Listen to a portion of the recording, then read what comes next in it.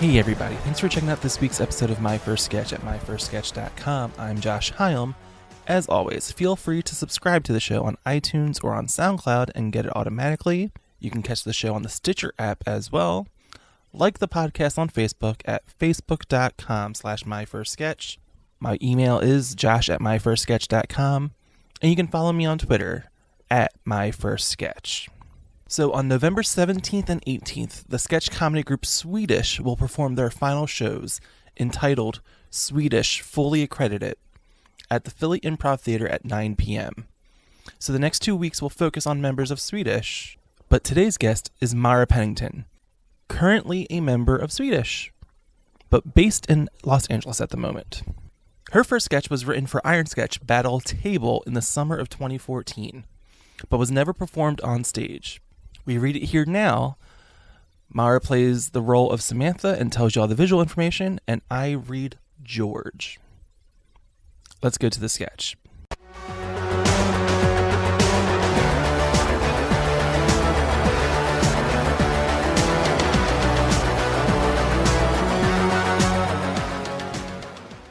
Okay, interior, office day.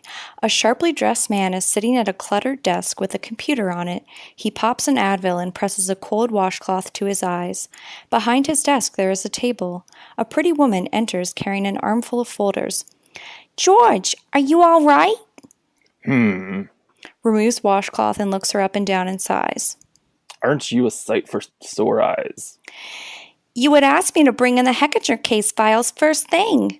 Right. Well, let's get cracking. Snaps pencil. "I have Mrs. Hechinger's deposition." Oh, she's a hysterical woman. Totally unreliable witness. Table that for now. Samantha puts the file on the table. "The son's credit card receipts?" Tell Richards to go through those with a fine-tooth comb. Hands her a comb. "Lori Hechinger, the estranged daughter, wants to meet with you." That could be interesting. Check my schedule and go ahead and iron out the details. Hands her an iron. "The 911 transcript?" I'm just gonna have to sit on that for a while. Samantha passes him the folder and he sits on it. "Other business. We just got another box of Discovery in the Nitrovox class action suit. I had it sent to Bill's assistant." That's my girl. Have him take a look. And really light a fire under those lazy bastards. George lights up a match and then tosses the matchbox to Samantha. "Unrelated, but Frank Walsh wants to know if you're free for golf next Sunday." I am, but shoot him an email and say I'm not playing with him again if he's going to wear those needle-pointed lobster shorts. Hands her a gun. "Will do." Samantha exits with her arms full. George starts staring at his computer and typing sporadically. Suddenly, he slams his fists on the desk. Samantha! Get me Johnson on the horn." Samantha rushes in with a man holding a trumpet. George calms down a little. "My angel, what would I do without you?" George glances back at his computer screen. "If you want anything more, all you have to do is give me a ring." What was that? "I said, all you have to do is give me a ring." Oh, right, yes. I'll call you.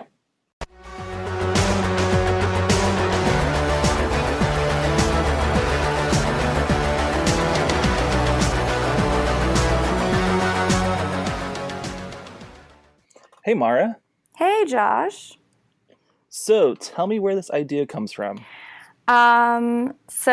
I think it's hilarious, actually, looking back on it, that this is set in a law office, because I'm in law school now, and that was not even on the horizon when I wrote it. All right, you completely preempted one of my questions already. Sorry, yeah. This was written for Iron Sketch Table, which was like the very first thing that Sweetish ever did. We met in July of 2014. And I think I just thought of the pun "table it," and wrote a sketch around that. I had previously, I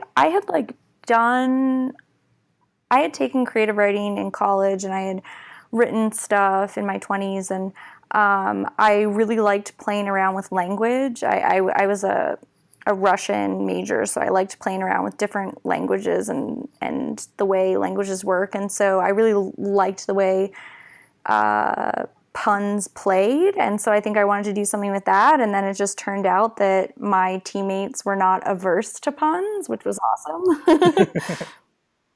Okay. All right. Here's a Okay. question. And this is something if you've studied languages, I wonder if you've noticed this too. When someone learns a foreign language, I feel like they immediately go to puns and that kind of wordplay. Yeah. Have you ever have you Yeah, noticed that? so I don't Like, I haven't really seen too much in terms of like comedians who maybe are speaking a language as a second language. But I know like one of the first things that they kind of taught us about in Russian was like, oh, hey, so you know how there's like the your mama jokes in English? Well, there's like this formatted joke in Russian that's about this certain geographic area and everyone makes fun of them. And like, so it was like one of the first things that they told us as like a cultural thing to learn was just like, hey, so there's this like format of jokes in Russian. And I think like comedy is just something that like, culturally is one of like the early things you might learn in a language just because it's so universal.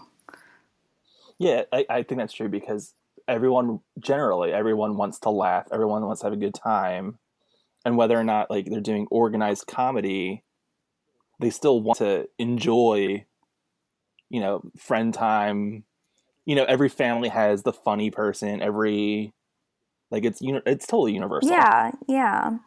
And I think it's something that like laughter is such a automatic response sometimes that it's very comforting to hear laughter because you know what it means when you've made someone laugh.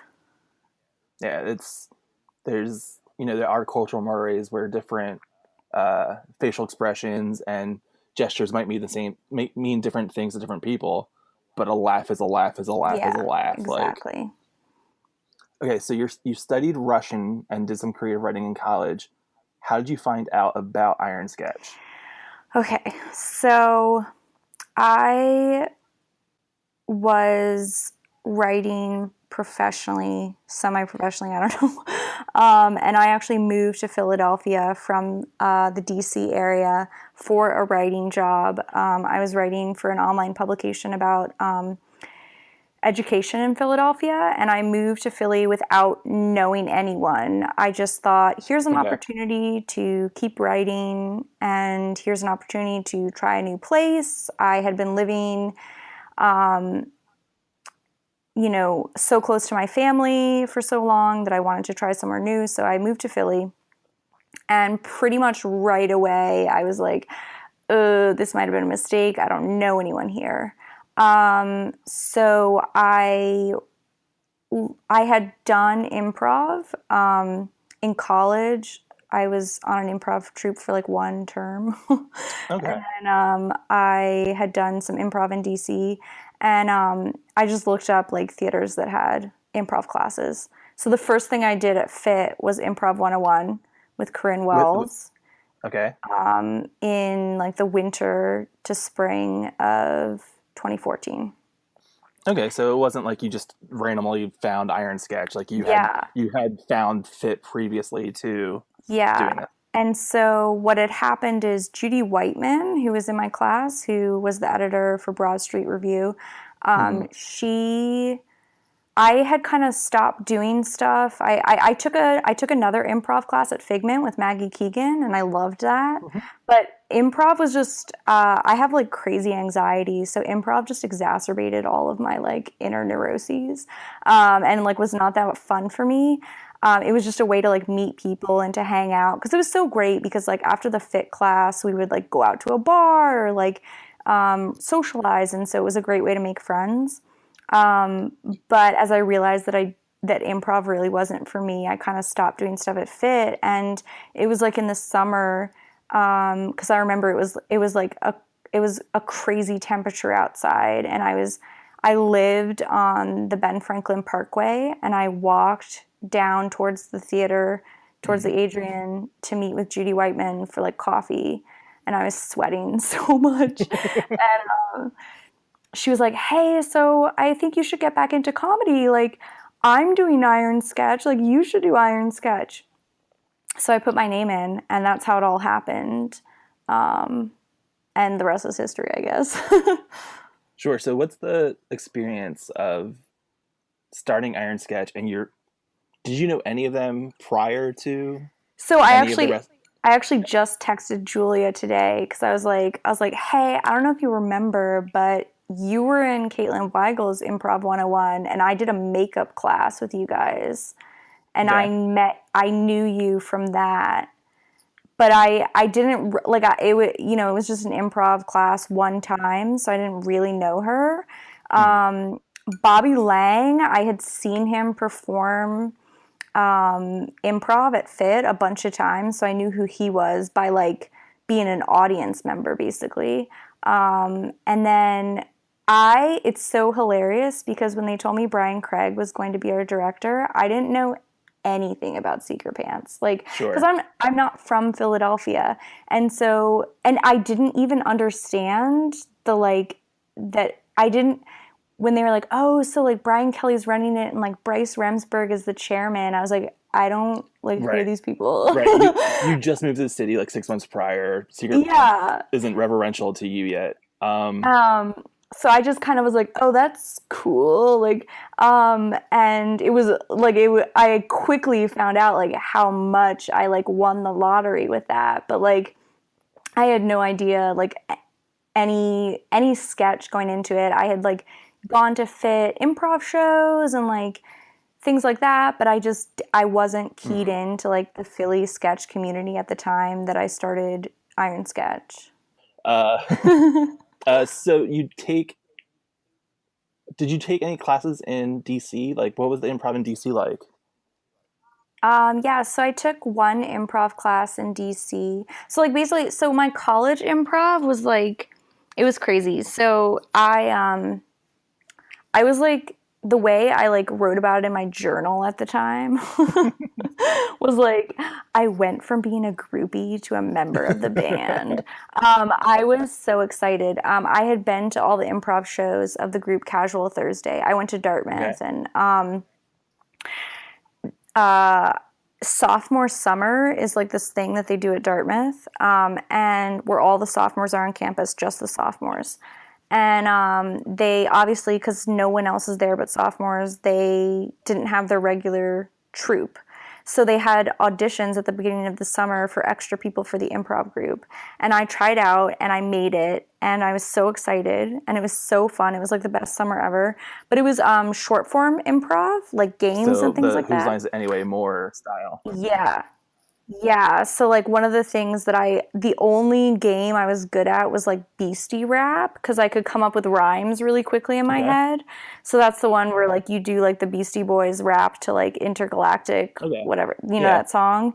Yeah, and so I could come up with rhymes really quickly, but like I was not funny in that group. I feel like I was the weak link for sure, and actually like from that group, Mike Trapp, who's does College Humor now, and Owen Parsons, who won an Emmy for writing for The Daily Show, were in that group, and I was just kind of like, hey guys, like I could do improv too. And yeah, so I had fun, but then when the school year started up again and they had their people and they had auditions for freshmen and stuff, I didn't keep doing it. So and that was like a huge like for my ego, I kind of was like, oh man, maybe I'm just like not funny or maybe I'm just not good at this. So I didn't do anything with it for a long time. And then I was in DC and I was writing on the internet for different people, and I kind of wanted something to do that was like with real people in real Right. life. And so I signed up for this improv class. It was in Mount Pleasant in DC. And we did a lot of like foundational work, like a lot of like object work and like movement and things like that before we ever got into actually like spoken stuff. Sure.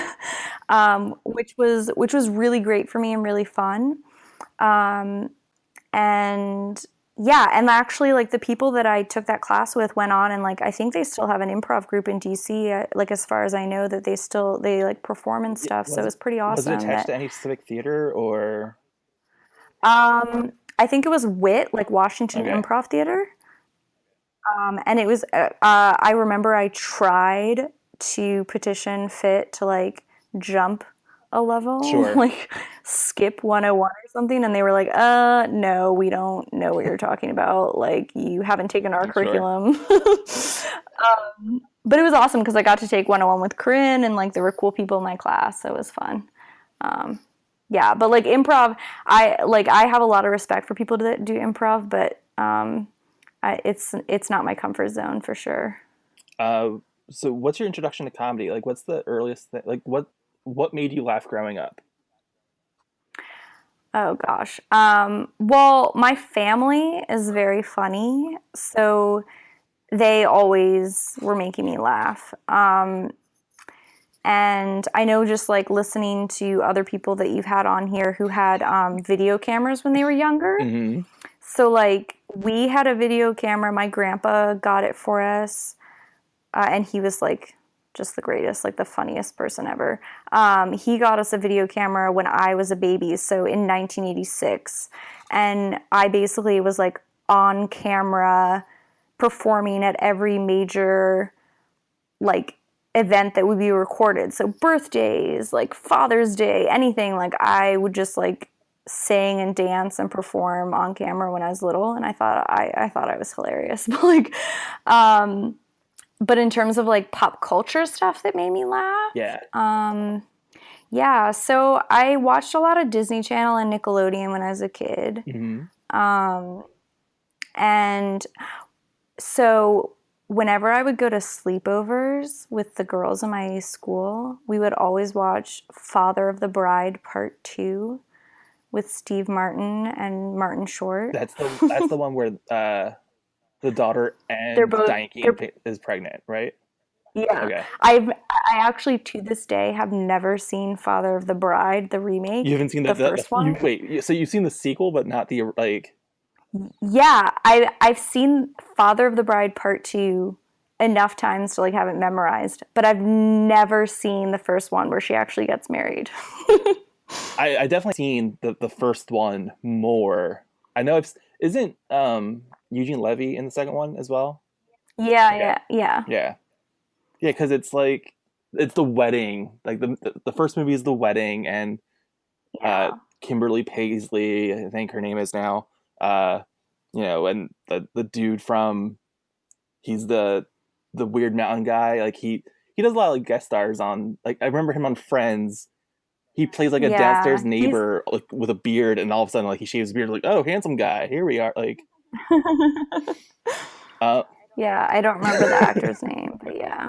And one of the Culkin, Kieran Culkin was a little brother. Yeah. And Steve Martin was a shoe company owner, or was it owner? Like, I don't know. So in the second movie is when he's having his whole like midlife crisis, and he sells the house. Does he dye his hair? I feel like. Yeah, and he gets the convertible. Yeah. So we watched that like at every sleepover. It was just like standard. Like you'd go over to a girl's house, and we would just watch Father of the Bride Part 2. How did you pick that movie? I think it had like come out on like at Blockbuster or something at the time when we were all like having sleepovers. And I think like for little girls, like you don't really understand what it means to actually be married or like have a baby or like be a mom or anything. And so it's like, oh, this like funny scenario that we all play make-believe about, but we don't actually get. Yeah, that, like I feel like Father of the Bride Part 2 is like best case scenario of the start of motherhood or anything. Like it is like, and I haven't seen the movie in forever, but like nothing really goes wrong. Yeah, so like I even remember like the part where he designs the whole nursery, and like Martin Short like goes all out and spends all this money doing the nursery, and it's like whatever, like there's no issue about paying for it. Like there's no worry about money. There's no like, it's just, oh, Steve Martin, I'm kind of old now. What am I going to have with the new kid? Oh, like that's as hard as it gets. What's your introduction to like sketch and improv on TV and movies and whatnot? Yeah. So, it's weird. I was thinking about this. So I loved the movies with SNL cast members in the 90s. So I must have been watching SNL reruns because I wasn't staying up that late. So like Tommy Boy was like one of my favorite movies growing up. And one of my sister's favorite movies at one point in time was A Night at the Roxbury. And like, so I loved these movies. I thought they were hysterical. And I remember one time, it must have been on Comedy Central or something, the best of Chris Farley, where they do like all, like everything. So they do like the Schmidt's Gay commercial. They do the Chippendales with Patrick Swayze. They do when he's doing the Weekend Update and he's doing the like air quotes and then he starts flying and like everything. I thought Chris Farley was just like the greatest. I thought he was like the peak of funny. I thought it was just like the best. Yeah, I definitely remember that special because they actually put it out after his death. Like, yeah. So, and of course, like I had no idea any of this is going on in real life. Like as I'm a child, right? I'm just like, oh, this funny person on TV, not realizing like it's a really sad tribute. To exactly.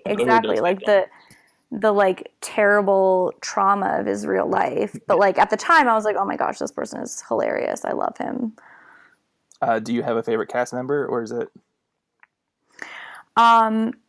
So in recent years, I like, all time recent years, qualified. All time. Well, okay. So like Chris Farley, definitely like when I was little, I just thought he was like the greatest. But recent years, Kristen Wiig, 100%. Like everything she does.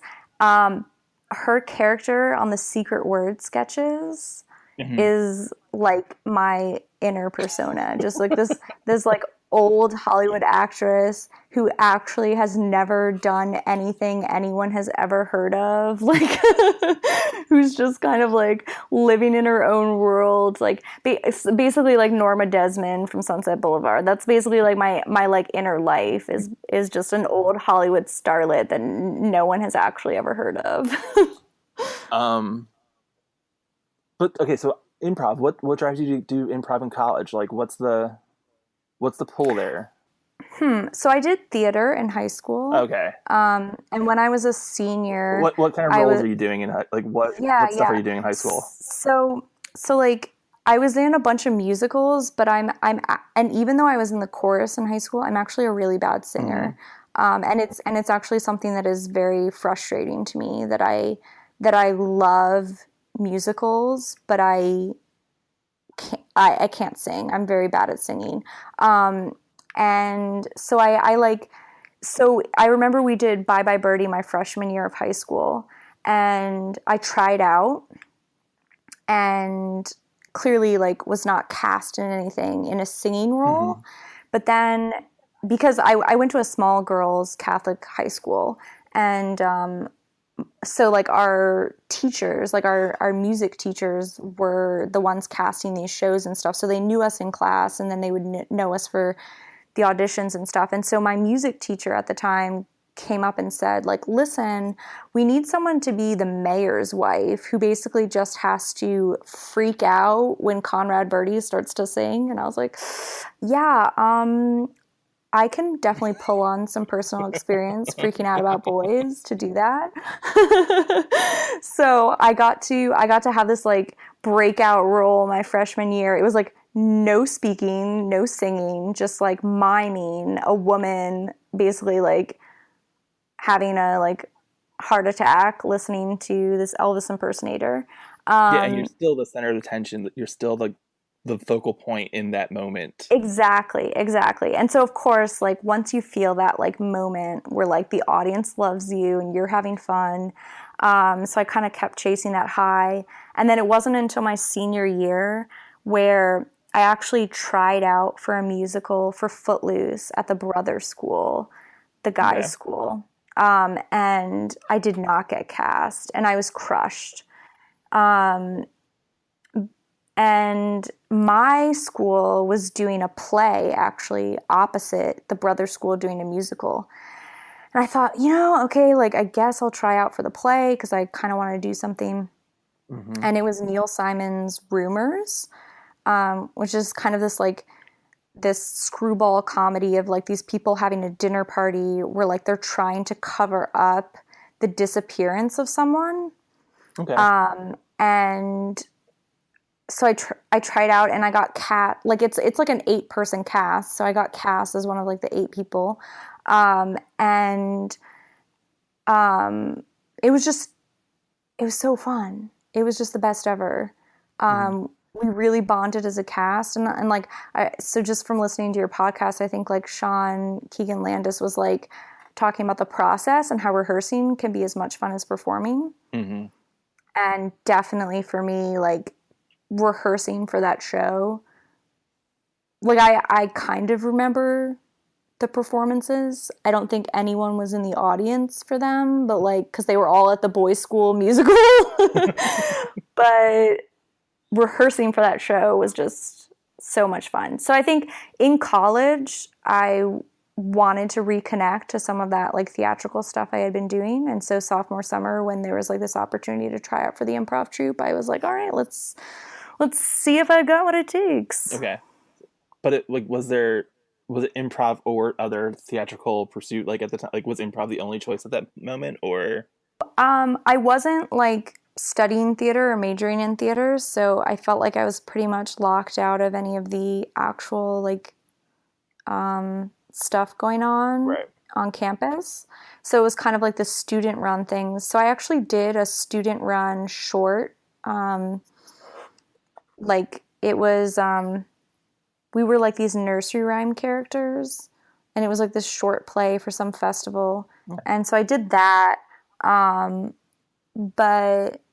But yeah, it was really like you either did an improv troupe or you like fully committed and were like gonna pursue, because like Mindy Kaling went to Dartmouth, so like that kind of set the bar of like like pursuing comedy and theater at Dartmouth. And she came and performed Matt and Ben, her like 2-woman show, right before she was on The Office, and I went and saw it when I was like a sophomore or something, and I was like, oh my god, like okay, so I'm never gonna do that, but like that's like a thing you could do. I remember hearing about Matt and Ben after because I think she was originally hired on The Office as a writer, and a lot of the writers were like the background characters for a bit, and then because that the first season, her Kelly in the first season is vastly different than Kelly in season 2, 3. Like they hadn't fleshed out. There's like, hey, Mindy, do your writing work on camera, like just sit, for the most part. And I think someone has footage of Matt and Ben out online yet already, or it's like it's leaked out onto YouTube, and I haven't watched it yet, but I've been meaning to. I gotta put that on my list. It was good when I saw it. Yes, and you actually saw a live, real version of it. That's like kind of awesome. Like a little jealous of that. Like I always get a little jealous of people that see like the cool shows when they actually happen. But like you never like. So I remember her saying there was a Q&A afterwards, and she was like, "Yeah, so I'm going to be on the American version of The Office." And I remember thinking at the time, that is going nowhere.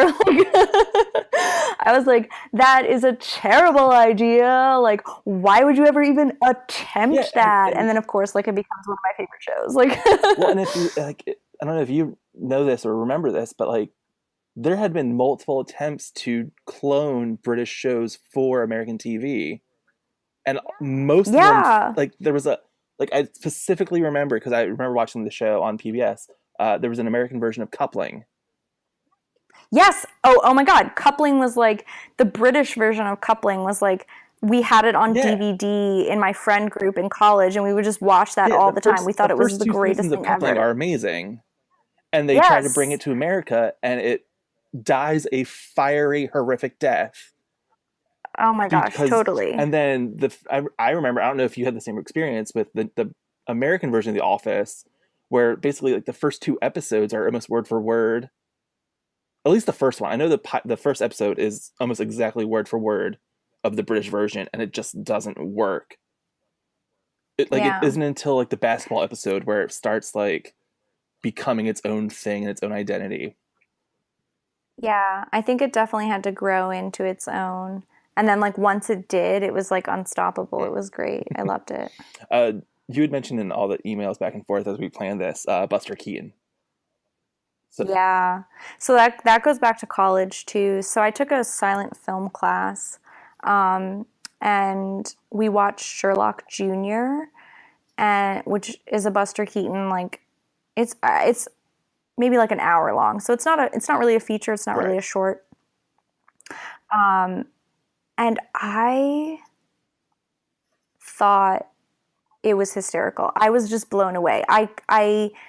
There are so many magic tricks in Sherlock Jr., and I think that really comes into like what we've done with Sweetish, because there are things that Buster Keaton did in his films that were such an innovation in terms of filmmaking, and he was really willing to like go out there and like do the stunts himself and like do the tricks himself. Yeah, exactly. Yeah. So like he really put himself out on the line to like make these things happen and to get the shot what he wanted. And so I wrote my final paper in that class about Buster Keaton and basically about what happened to him when he joined the studio system, and like how he had all this freedom as an independent filmmaker, and then when he joined the studio system, it was like the death of him, basically. And nothing really was the same after that.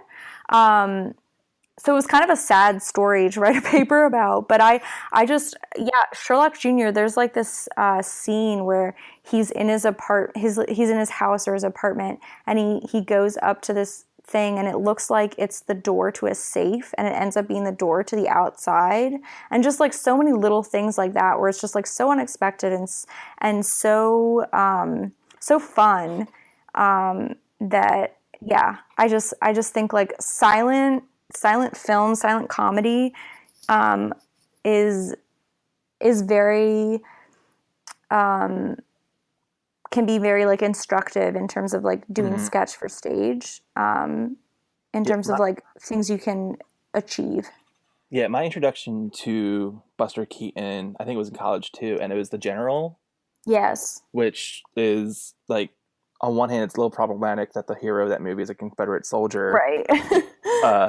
But at the same time, it's Buster Keaton, like, and just the stakes that movie has, and like learning that most of the effects and everything is practical, like exactly. Like that's the thing, like with sketch, is like you actually are physically doing everything on stage, and that's how they used to do it in like the silent film era.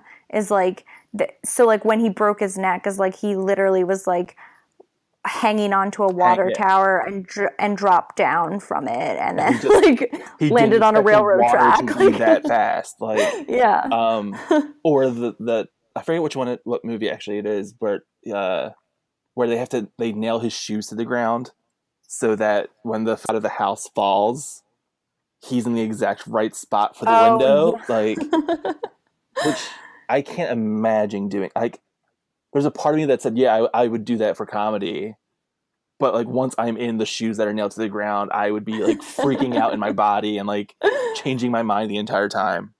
Yeah. And I don't think you can even do that today. Like, you might have like a stuntman or something, but you can clearly see that's Buster Keaton standing there. Like, yeah.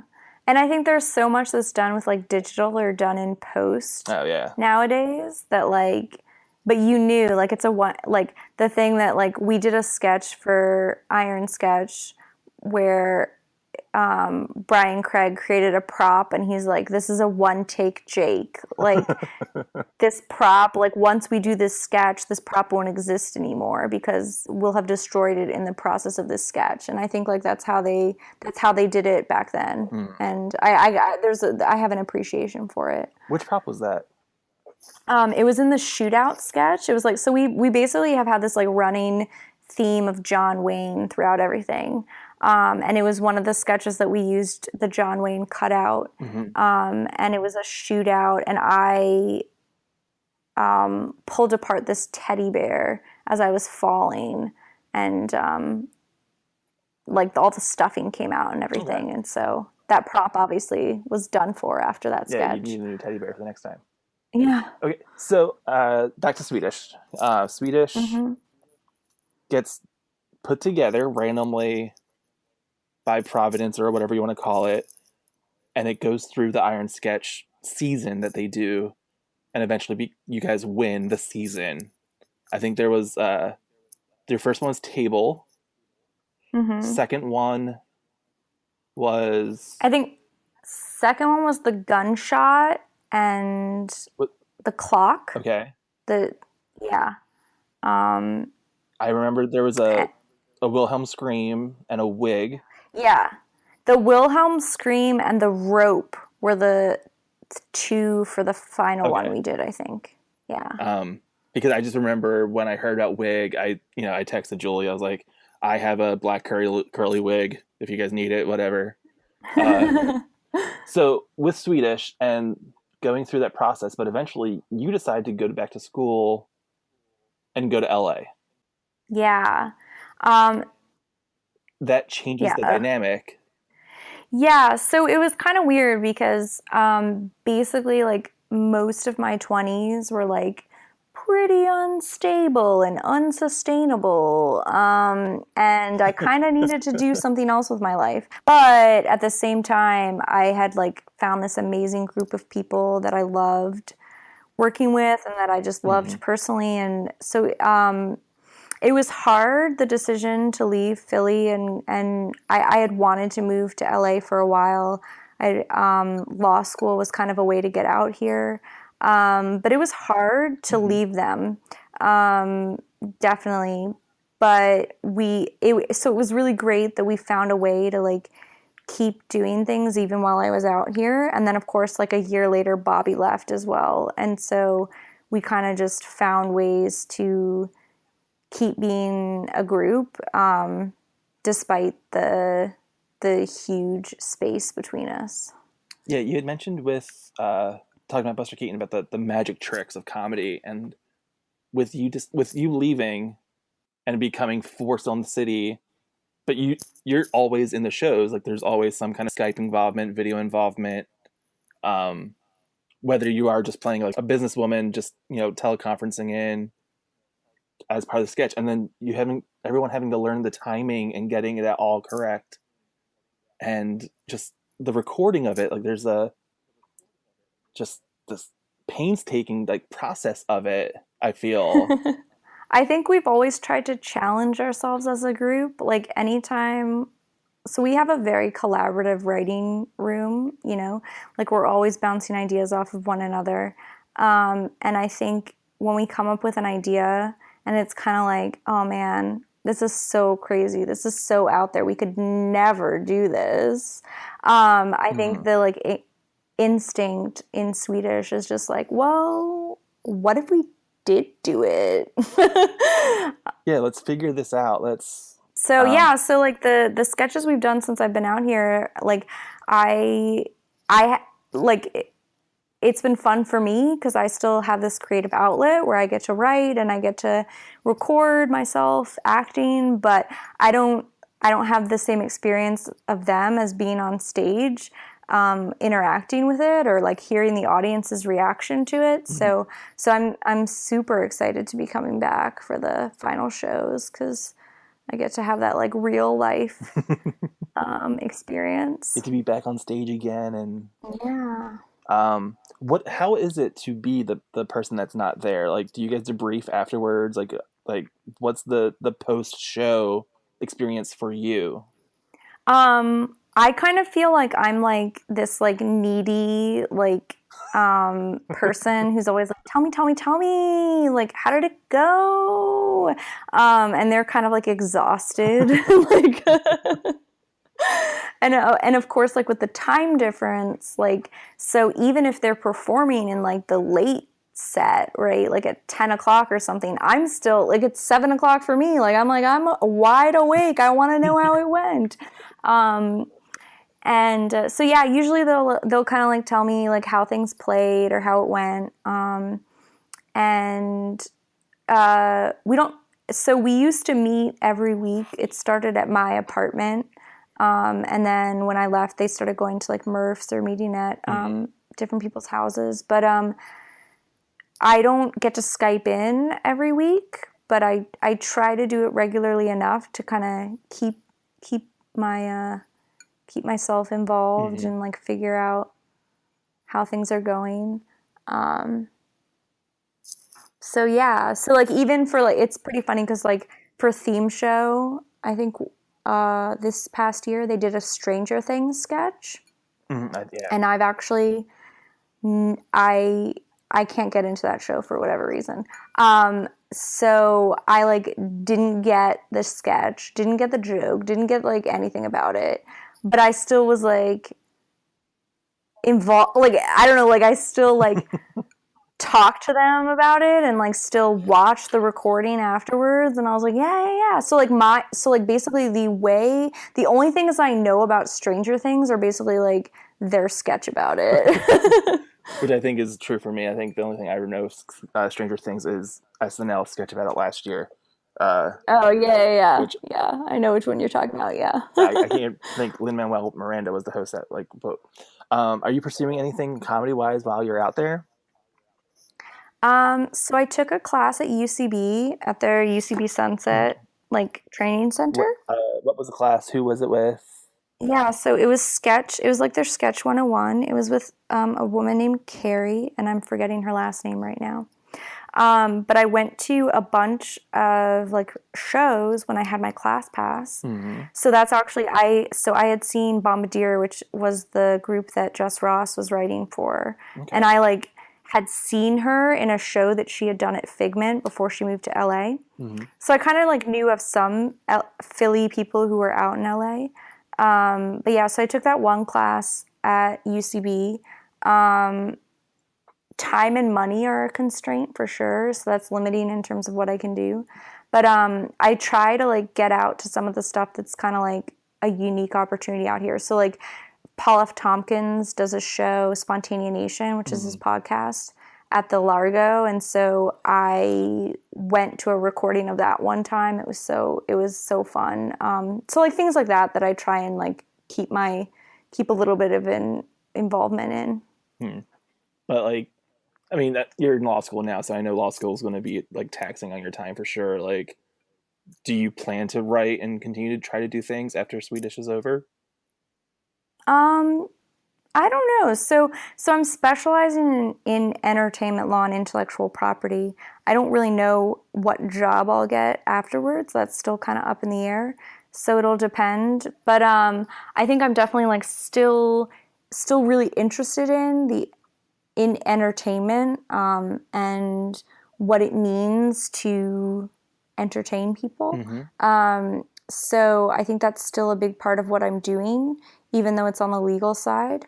In terms of like writing and performing myself, I think I've always needed a creative outlet. That's kind of what started me down on this path. I mean, after college, trying to write professionally, I think I just wanted to pursue something like that. And so I think that's always going to be inside of me.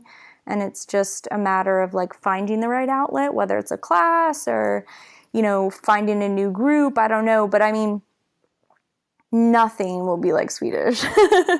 Oh, that's sweet. Yeah. So as we wrap up, what's something you've learned from this, like your time in comedy? Like either something practical about doing comedy or something that's taught you about life and existential, like something you would pass on to other people. I guess it would be like don't be afraid to get personal. I think for me, it's really hard for me to share writing that comes from a very personal place for me, just because I feel so embarrassed about it. But I think with Sweetish, something that's been so great is we kind of sometimes we'll have these moments where it's almost like group therapy, where we just we kind of have this thing that we're working through, and the way we work through it is through comedy. And so there's going to be a sketch in our final show that I had written when I first started law school. And it was definitely something that was very personal to me, something that I felt like I needed to try and put some jokes into it to make it, to confront it and to process it. And it's very therapeutic. It's very cathartic to use comedy in that way, to like take your personal life and to take these experiences you have and to try and make something universal out of it, because it makes you feel less alone in what you're going through. And then finally, why do you do it? Why do I do comedy? I feel like it's hard for me to answer that. I think because I'm kind of like less involved, I think, than some other people are, because I am pursuing this sort of alternate reality where I'm going to be a lawyer. But I think for me, I just have always loved expressing myself. You know, whether it's like poems or stories or sketches, I like putting things down and putting it out there for other people to sort of experience and to see if maybe something resonates with them. And so I think that's why I do it. Anything else I missed? Anything I should know? Anything? Have you gone to the Groundlings while you were out there? No, so I haven't been to the Groundlings. I've been to a bunch of UCB things. There's a couple things out here, like IO West, I think, is out here, and and there's obviously like stand up that I haven't been to, right, at like the like seminal stand up places. Yeah, like Laugh Factory and Comedy Store, things like that. And I feel like once I have a job and once I have like my time will be my own, I hopefully will get out to see some more. I mean, you're going into law, so there's not that much time, I feel like.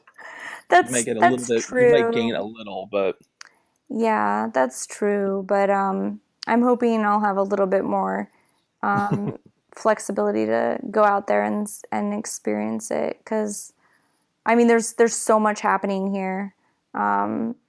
It's fun. It's fun for me to it's fun for me like to be on the like legal periphery of it, right?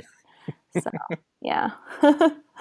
Oh, I went to the Groundling show last year when I was in LA, and I'll recommend it, because like they write a new show every week for the most part, and that's just bonkers to me. So I mean, that's crazy. Yeah, and just seeing the whole like, and being in the building that like Phil Hartman and Kristen Wiig and all these people came up through, like there's a little magic to it for me.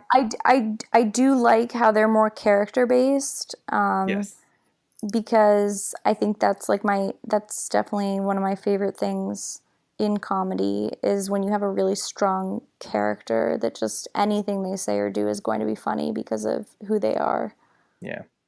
Thanks, Maura. All right. Thank you, Josh. All right.